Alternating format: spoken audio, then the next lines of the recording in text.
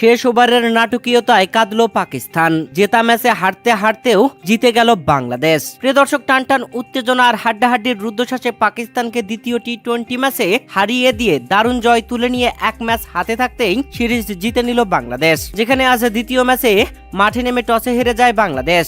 পাকিস্তান বাংলাদেশকে ব্যাটিং এ আমন্ত্রণ করে, আর আগে ব্যাটিং এসে বাংলাদেশ 134 রান টার্গেট দেয় পাকিস্তানকে। বাংলাদেশের দেওয়া টার্গেটে পাকিস্তান ব্যাটিং এসে 15 রান করতে 5টি উইকেট হারিয়ে ফেলে। শেষ দিকের ব্যাটাররা তাণ্ডবীয় ব্যাটিং এ দলটাকে জয়ের প্রান্তে নিয়ে যায়, যেখানে ফাহিম আশরাফ, খুশদিল শাহ, আব্বাস আফ্রিদি এই 3 ব্যাটার দারুণ খেলে বাংলাদেশকে যেন হারিয়েই দিচ্ছিল। তবে শেষ 2 ওভারে যেখানে 28 রান প্রয়োজন ছিল, রিশাদ হুসাইন বোলিং এসে 5 বলেই খরচ করে ফেলেন 15 রান। শেষ বলেই ফাহিম আশরাফকে একদম বোল্ড আউট করে প্যাভিলিয়নে পাঠিয়ে দেন। শেষ ওভারে পাকিস্তানের জয়ের জন্য প্রয়োজন ছিল 13 রান। বোলিং আসেন মুস্তাফিজুর রহমান। প্রথম বলে 4-এর বাউন্ডারি হজম করেন মুস্তাফিজ। আর মাত্র একটি উইকেট, যে উইকেটটি নিলেই বাংলাদেশ জিতে যাবে, আর সেটাই করলেন মুস্তাফিজুর রহমান। দ্বিতীয় বলটি করলেন সজরে মারল ড্যানিয়েল, আর সীমানার কাছ থেকে ক্যাচ ধরে নিলেন শামীম পাটোয়ারি।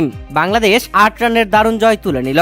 ব্যাটিং এ বাংলাদেশের হয়ে দারুণ করেছিলেন জাকির আলী, অনেক করেছিলেন হাফ সেঞ্চুরি। প্রিয় দর্শক, বাংলাদেশের হয়ে দারুণ বোলিং শরীফুল ইসলামের তুলে নেন 3টি উইকেট, তানজিম হাসান সাকিব তুলে নেন 2টি উইকেট, মেহেদী হাসান তুলে নেন 2টি উইকেট, আর মুস্তাফিজুর রহমান শেষ উইকেটটি তুলে নিয়েছেন। প্রিয় দর্শক, পাকিস্তানের বিপক্ষে 3 ম্যাচের টি-20 সিরিজে প্রথম টানা 2 ম্যাচে জিতে সিরিজ জিতে নিল বাংলাদেশ।